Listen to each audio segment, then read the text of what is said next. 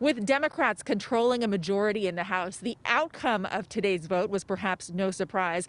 But what was a lot less certain was how many Republicans would cross party lines and vote with them. The ayes are 232. The nays are 197. It was a historic vote in the Capitol that's now under heavy guard. House members impeached President Trump for inciting insurrection a week ago in that very building when a violent mob stormed inside while the electoral votes were being counted. I rise in support of impeaching again the worst president in the history of the United States. He is capable of starting a civil war. He must be impeached. He must be stopped now. What's being debated is whether, with 167 hours left until he leaves office, is he a clear and present danger? And he clearly isn't.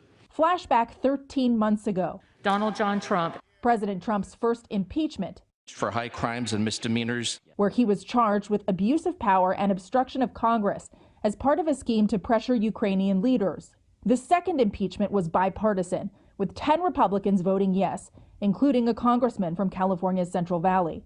Several of the president's supporters spoke. A few suggested he shares some blame. The president bears responsibility for Wednesday's attack on Congress by mob rioters. But several Republicans said impeachment was ill-timed, or too political, or too divisive. They know that it is impossible for the Senate to remove him before his term expires.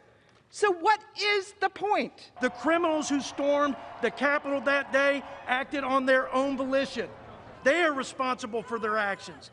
If we want unity, this is not the way. Democrats pushed back. Never as a criminal defense attorney did I say, Judge, yeah, my guy completed the armed robbery, but let's heal now. No, there was accountability. It's a solemn moment when you take a step like this in Congress, one that we've taken very seldom in history. While today marks the first time a U.S. president has been impeached twice, a Senate trial will determine whether he is actually convicted. But there is still uncertainty about whether that will happen. I think after January 20th, we might see the Senate convict.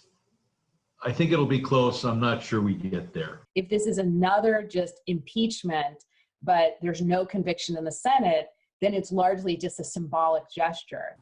An announcement from Senate Majority Leader Mitch McConnell today is shedding some light on what is going to happen next. Now, he said he is not going to bring the Senate back early. So that means the trial itself won't take place until President Trump has already left office. Now, importantly, he also said that he is not decided on how he is going to vote, whether or not he will convict. He says he's willing to hear all of the legal evidence before he makes that decision. Of course, he could bring a lot of other Republicans with him, depending on how he decides.